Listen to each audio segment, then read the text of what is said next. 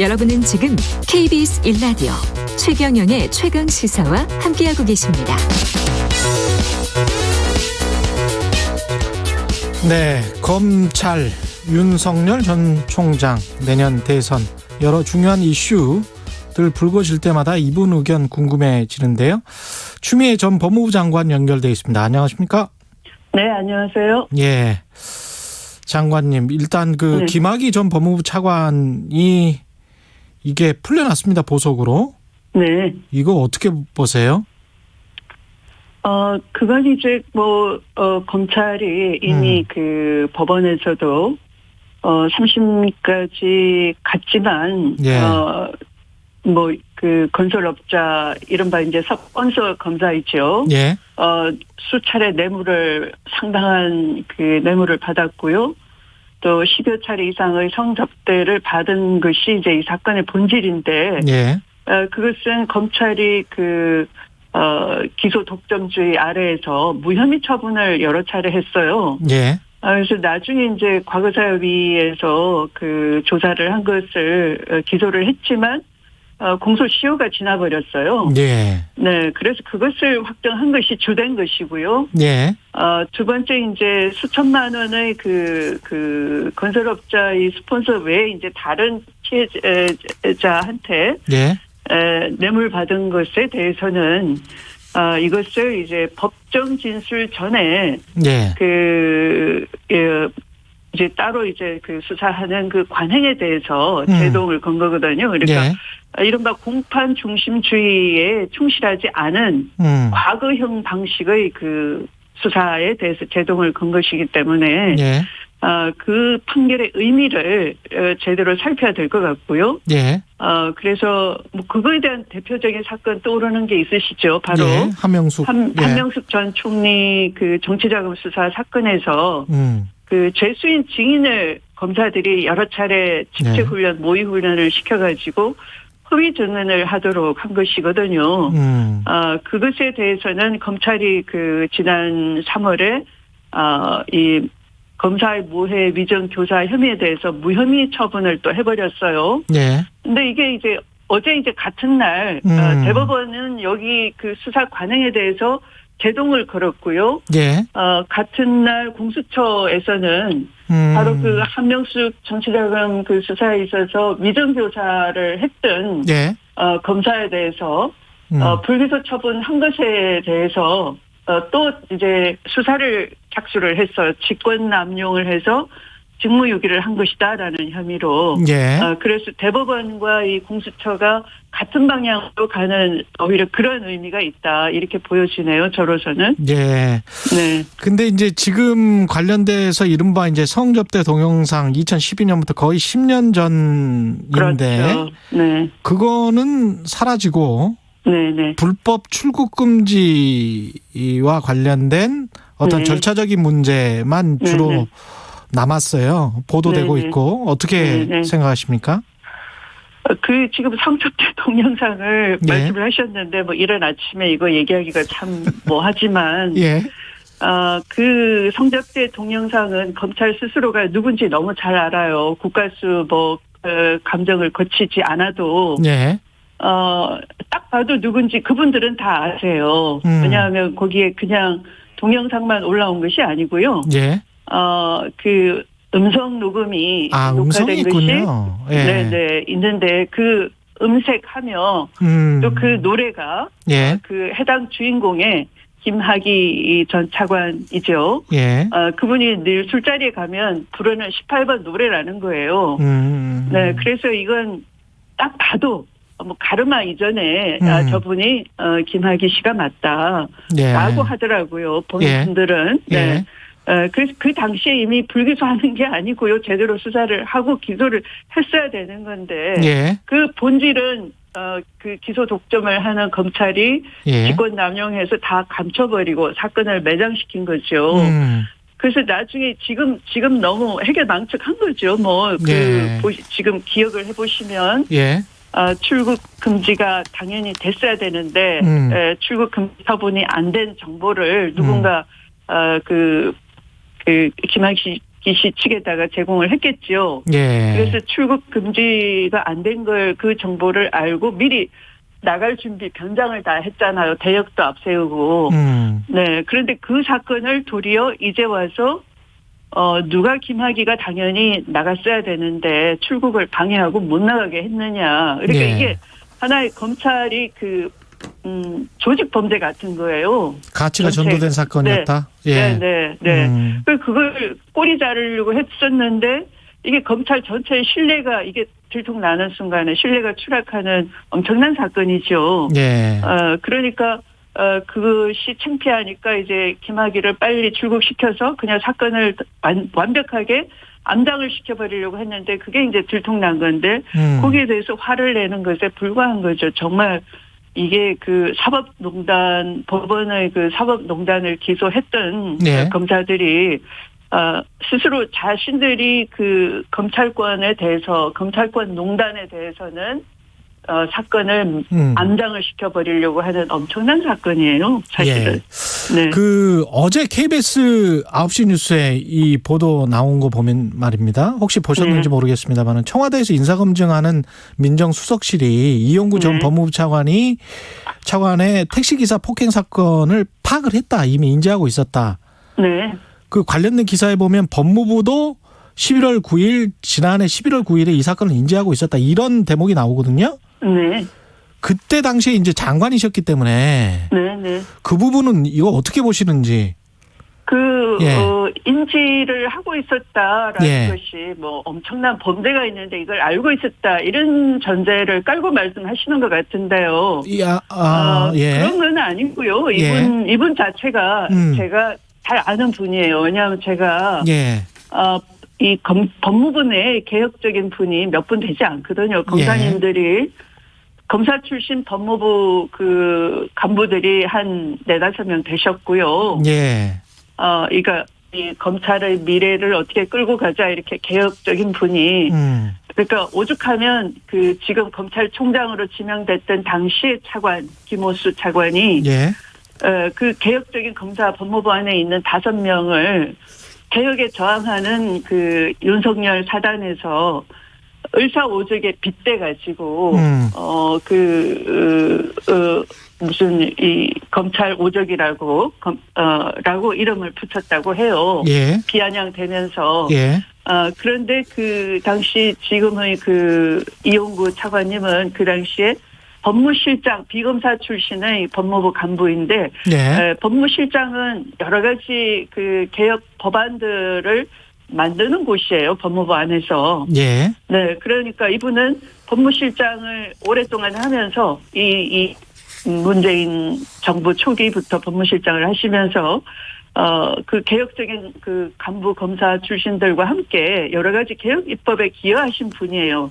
그러니까 이제 이분에 대한 그 증오는 아까 그런 을사오적에 빗댄 검사 출신은 자기 식구들이니까 또 그렇다 치고 이분을 뭐 오적에 포함시키진 않았지만 비검사 출신으로서 각종 개혁 입법을 추진하는 쪽이니까 이 반개혁 세력으로서는 을사오적에 비견되는 미운 존재인 거죠. 네, 그래서 이분은 그 법무부의 문민화를 상징하는 그 최초의 법무부 차관이 되신 거고요. 대내외적인 신망이 아주 높은 분인데 법률 이론도 굉장히 해박하시고 합리적인 분이에요. 그러니까 대표적으로 그 검찰이 뭐 인권 침해한다든지 해서 그 소송의 상대방이 될 수 있는 거잖아요. 근데 이걸 소송 수행을 검찰이 불법을 하고 또 검찰이 소송 수행도 하고 소송 지휘도 하고 해왔어요.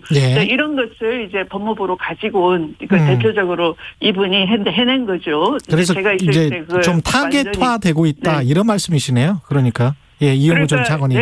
그러니까 이게 막 뒤집어 쓰고 있는 거죠. 그러니까 뒤집어 쓰고 있다. 네네, 막 과장시키고 하는 거고. 그러니까 뭐 좀 여쭤볼 말이 많아서 여기까지 하고요. 그 박범계 장관이 지금 법무부 직제 개편안 하고 있는데 이것과 관련해서 김경진 전 의원이 우리 프로에 출연해서 이런 이야기 하더라고요. 6대 범죄 수사에 있어서 장관 승인 받도록 한 이 부분은 이 부분은 장관이 끝나고 나서 만약에 정부가 바뀌면 네. 그러면 박범계 장관이 기소될 수 있다 이런 주장을 했거든요. 어떻게 보세요?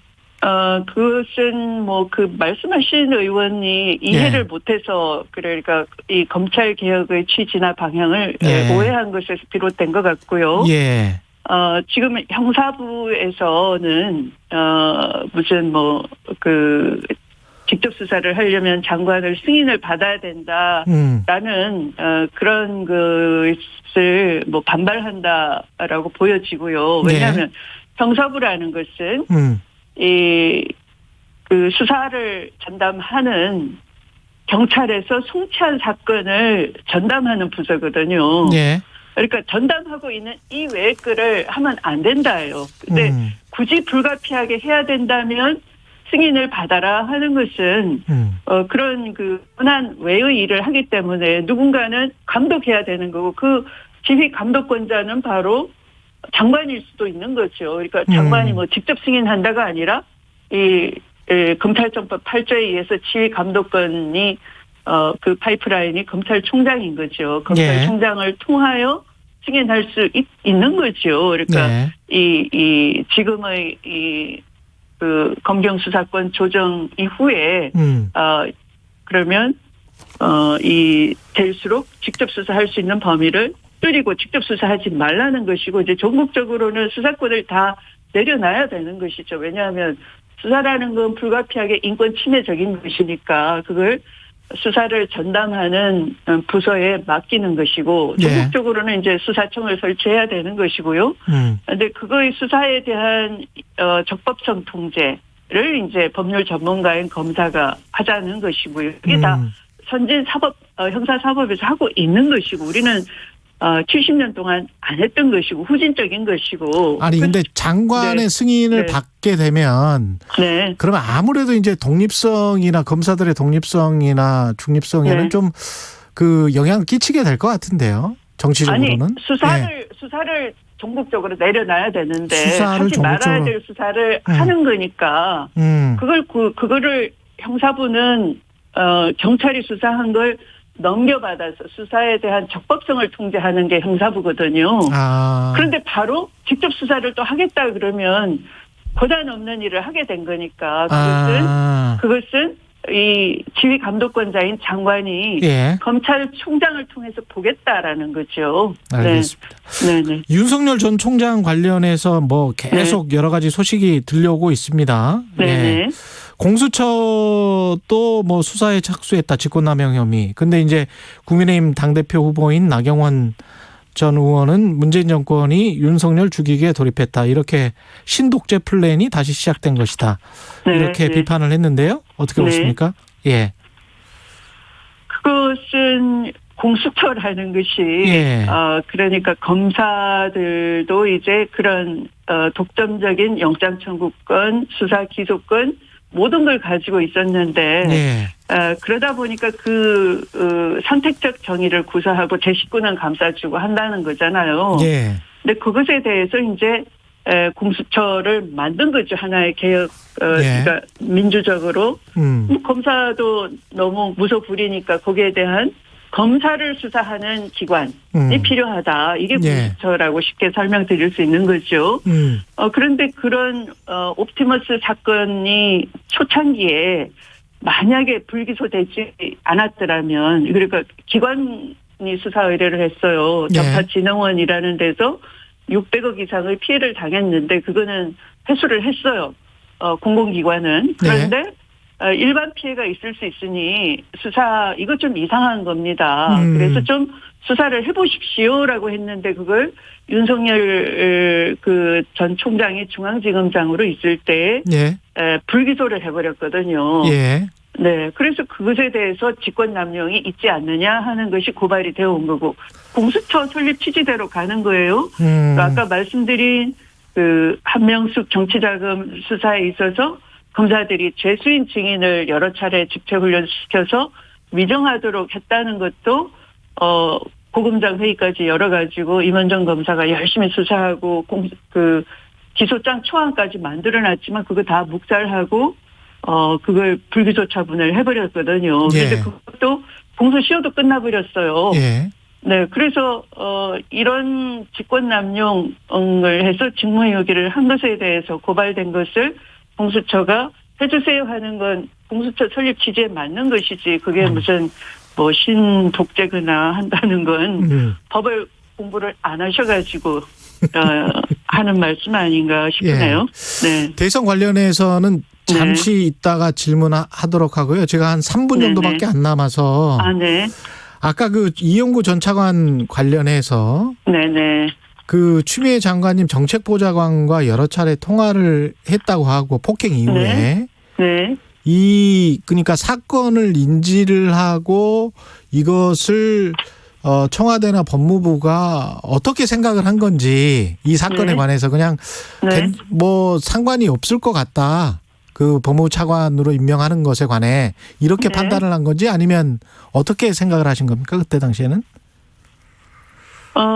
법무부 차관 임명은 이분이 아까 말씀드린 아까 말씀드리다가 이제 시간상 얘기가 중단 짧게 그런데 그런 법무실장으로서 여러 가지 기여를 하고 또 검찰 그러니까 고검장 중에 가장 말석을 법무부 차관으로 해온 관행을 깨버린 거예요. 그러니까 뭐 그 법무부를 그러니까 한마디로 말씀드리면 좀 졸로 본다고 할까? 우습게 여긴다고 할까?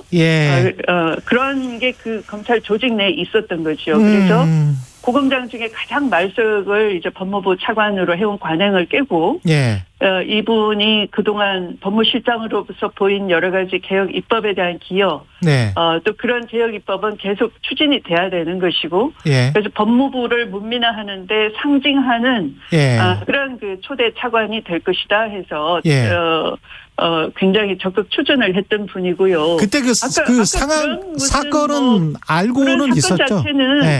그런 사건 자체는 저는 자세히 알 수는 없는 거고요. 네, 그리고 그냥 뭐 그 당시에 제 기억으로는 누군가는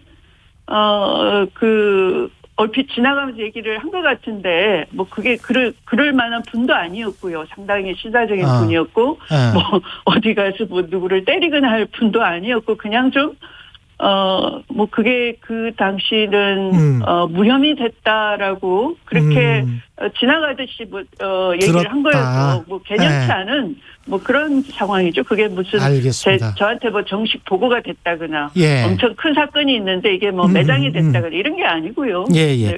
만약에 그런 게 있다면 제가 그걸 뭐 진솔을 떠나서 그걸 묵과할 성격도 아니고요. 오히려 저 스스로 엄정하게 더 보라 했겠죠. 네. 시간이 조금 조금 늘렸습니다. 한 1, 2분 더 말씀을 왜냐하면 대선 관련해서 지금 윤석열 전 총장과 비교되기 때문에 그 대권 도전은 하실 겁니까? 그걸 이른 아침에 뭐 단답으로 말씀드리긴 그렇고요. 지금 뭐 여러 가지 고민을 하고 있어요. 고민을 조만간. 하고 있다. 조만간 뭐 저도 어떤 결심이 서면 따로 말씀드릴 수 있지 않을까 싶습니다. 마지막으로 윤 전 총장 행보에 관해서는 어떻게 생각하세요? 정치 군인을 40년 전에 정치 군인은 우리가 이미 이제 경험한 것이고요.